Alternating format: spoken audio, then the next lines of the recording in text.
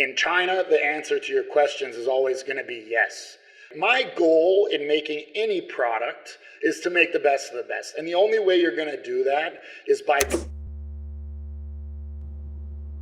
I've been to around 70 different countries all over the world. I've done business in a handful of them. And the one thing that doing business in China, the one thing that stands out is that Chinese get stuff done, right? When it comes to business, they'll solve problems, they'll get stuff out the door. It's so busy all the time, 24/7, no rest for the weary. Now, the problem with that, saying yes and getting things out the door doesn't always equal the best results. Sometimes you're gonna get subpar product. Sometimes you're gonna get stuff that's not up to spec. I would say that the biggest difference between doing business in China compared to doing it in the West, although I haven't done a ton of business in the West, right? I started my professional career out here, other than a few jobs, fast food restaurants, retail, stuff like that, door-to-door sales. Most of my business life is in China, but from doing business with the West, most of our customers are Western. I think I have a pretty good idea on what the biggest difference is. In China, the answer to your questions is always going to be yes. We had a client who was building a construction tool. I'll leave his name out because it's a little embarrassing. It was, balance and a ruler, down to a very small millimeter, micrometer even, like it was very precise. The problem was this tool was not for building rocket ships that were for NASA going to the moon. It was for building houses. And the customer demanded that the tolerance was, airtight, NASA tight. And it just wasn't reasonable. It didn't make sense, right? There was no way you could make something that high performance and sell it for a price that builders were ever going to be able to afford, that builders were ever going to justifying for the price that he would have to sell it at to make even a penny. So when he went to the factory, before he came in touch with us, he said, hey, I want to do it at this tolerance. Guess what the factory said? I'll wait. Yes, they said yes. They said they could do it. The reality, though, is that they couldn't, and they certainly couldn't do it for his intended target price. One of the things that I think we're really good at is telling people no. But you can't just tell your customers no. You have to figure out how to tell them why not, right? If you tell them no, they're going to show you NASA and say they did it. Why can't we? Okay, well, how much money do you have for budget, for development? How much money do you have budgeted per unit?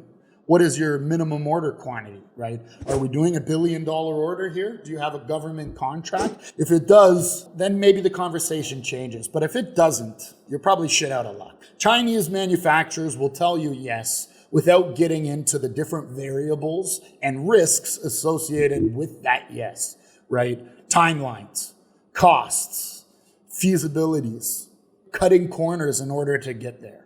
Right? My goal in making any product is to make the best of the best. And the only way you're going to do that is by being objective and asking questions that are open-ended rather than close-ended in order to get the right answers, right? If you say, can you do this? They're going to say yes, and they're going to do their best to figure it out.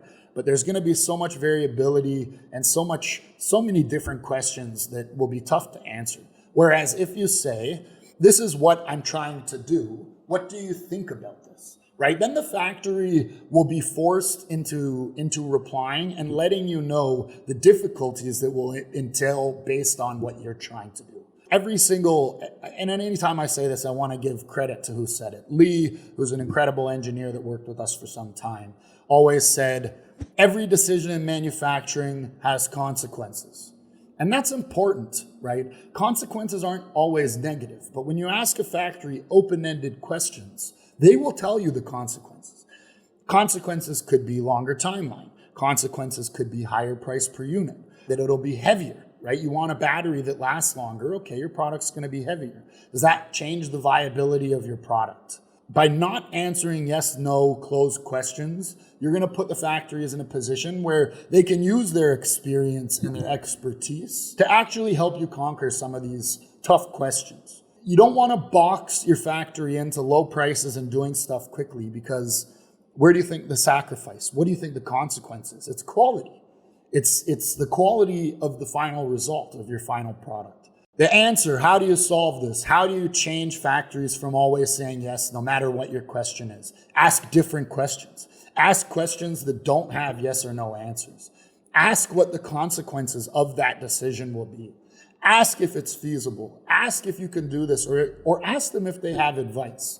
And then when they do give you answers, lean on it. Trust it, right? They want to help you solve this. Is there any capitalist mindset there? Absolutely. Do they want to make more money, make more margin? Of course they do. But ultimately, the most important thing is that your product's a success, right? They make money on longevity. So let them do that. Let them give you advice and then follow that advice and get more than just the yes answer from your factories every time you work with them. Talk to you soon.